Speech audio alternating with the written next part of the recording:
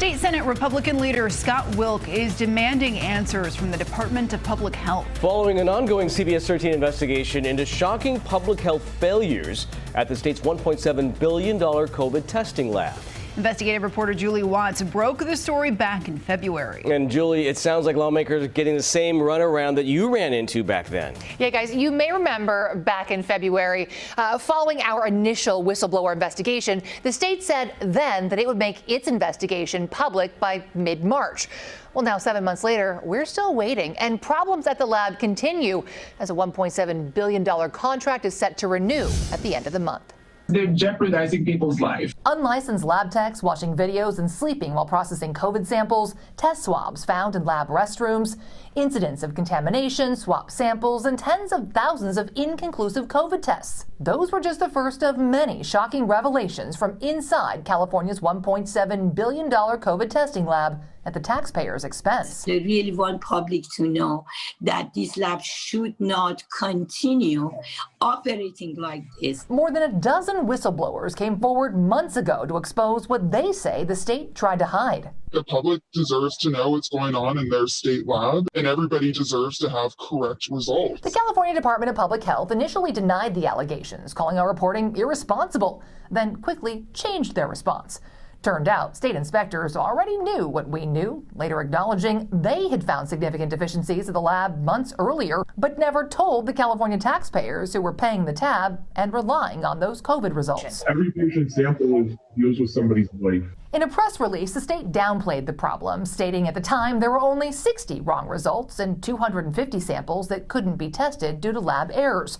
But they failed to mention all the inconclusive, invalid, and canceled samples. As of August, the state's own data reveals roughly 1 out of every 42 tests did not return a positive or negative result. Part of that commitment on our new lab is test results that are mandated within 48 hours. The governor's $1.7 billion no-bid contract with PerkinElmer requires the lab return results in under 48 hours. But now at its peak, the lab's ranked among the slowest in the state, returning between a third and 2/3 of recent COVID results in more than 48 hours. This COVID just keeps taking stuff away from us, you know? And as we first reported in May, schools have struggled with false positives from the state lab, keeping healthy kids quarantined for weeks. According to CDPH, more than 1,300 schools and districts are now contracted with the lab. Following our initial reports, the state vowed to make its investigation public by mid-March. And in a May interview, the governor implied it already was. We put it out a number of months ago. But if that's true, his public health officials won't release it, continuing to stall month after month as they deny our public records requests. They did provide us with one email related to our request for an interview with Health Secretary Galley, but redacted every single word. They didn't even give us a the or punctuation.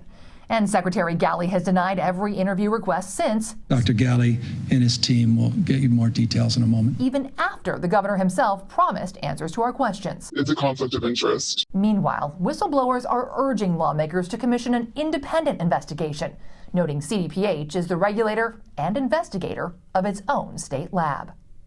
Now, in this letter to Dr. Galley, the Senate Republican leader details how lawmakers have struggled just like we have to get answers and demands the state provide a concrete date for the final public report.